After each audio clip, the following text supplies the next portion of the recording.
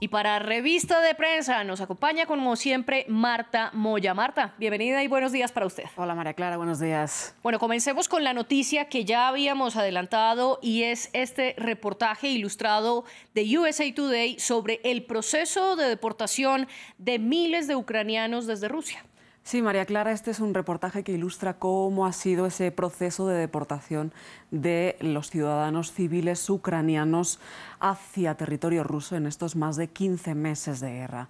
Este reportaje ilustrado está basado en reportes de organizaciones de derechos humanos como Human Rights Watch, Amnistía Internacional, el Observatorio de Conflictos o la coalición ucraniana 5AM.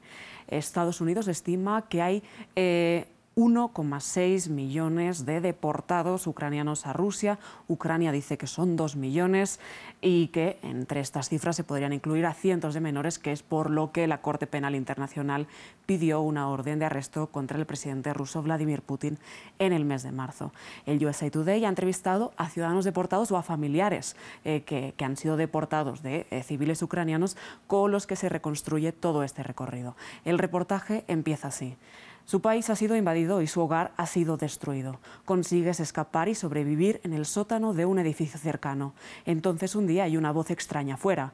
Los soldados les obligan a salir de su refugio y los dirigen a un autobús con destino desconocido. Eventualmente te quedas solo en el país que destruyó tu casa y mató a tus vecinos. Profundicemos un poco en esto, Marta, porque usted está hablando de cómo suben a los buses, pero ¿cuál es el primer paso de esta deportación?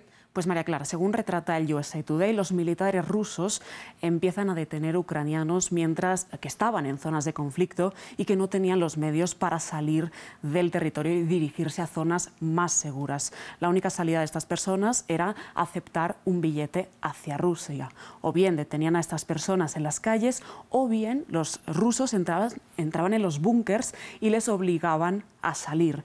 Vlad, uno de los entrevistados por el USA Today, dice que, por ejemplo, a su abuela la metieron en un tanque, a su madre en un autobús y a él en otro autobús. Y además que aceptaron por miedo a represalias, por miedo a violencia o por miedo a coacciones, ¿no? Y que muchas organizaciones consideran esto como crímenes de guerra. ¿Y qué pasa una vez los suben a estos vehículos? Pues María Clara, según retrata Vlad, este entrevistado del USA Today, viajaban durante horas, ¿no?, viendo la destrucción a su paso. La primera parada para muchos es un puesto de control fronterizo en una ciudad ucraniana controlada por Rusia.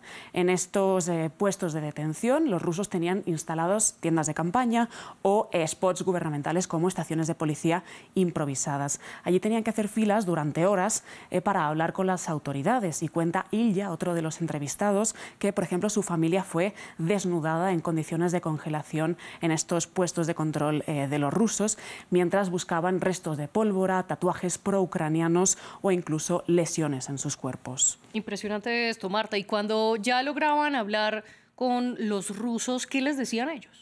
Pues retrata este mismo personaje, Ilya, que los policías le revisaban desde las huellas dactilares hasta les tomaban fotos, incluso eran obligados también a rellenar formularios y los rusos les hacían preguntas como ¿tiene familiares en el ejército? O ¿cuál es su actitud frente a la policía o las autoridades? A Ilya también le revisaron el teléfono, le revisaron sus aplicaciones de mensajes, su historial del navegador o incluso las fotos que tenía eliminadas en su teléfono. En este punto, muchos ucranianos fueron detenidos en centros sin saber si los iban a liberar o no. Y los que pasaban el filtro pasaban a Rusia y los que no, pues no se sabe muy bien qué ocurría. Sin embargo, organizaciones de derechos humanos sostienen que muchos pudieron vivir o pudieron morir por la violencia de los rusos. Y este reportaje también señala que muchos ucranianos fueron trasladados no a lugares cercanos a la frontera, sino bastante lejos. Así es, María Clara, y es que los que pasaban los filtros ya pues se dirigían en otros autobuses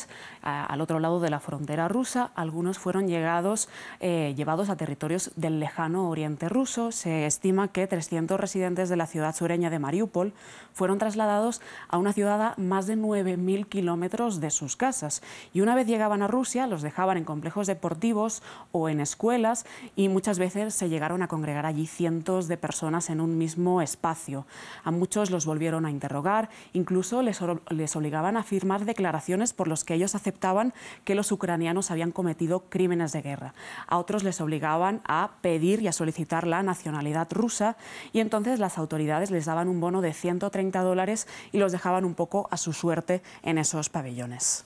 Y una vez pasaba todo esto, ¿cómo lograban reconstruir sus vidas? Pues María Clara, este reportaje del USA Today dice que una vez llegaban allí, era la primera vez en todo el trayecto que podían ducharse, hablar con sus familias, incluso saber un poco cómo estaba la situación en sus casas. Luego a otros muchos los seguían moviendo de localizaciones, ¿no? No solo había un spot concreto donde llegaban estos deportados ucranianos. Natalia, otra de las entrevistadas, dice, por ejemplo, que su madre necesitaba tomar taxis de una ciudad a otra para simplemente conseguir medicamentos y a menudo no tenían dinero pues para buscar ni siquiera asesoramiento legal sobre qué hacer, ¿no?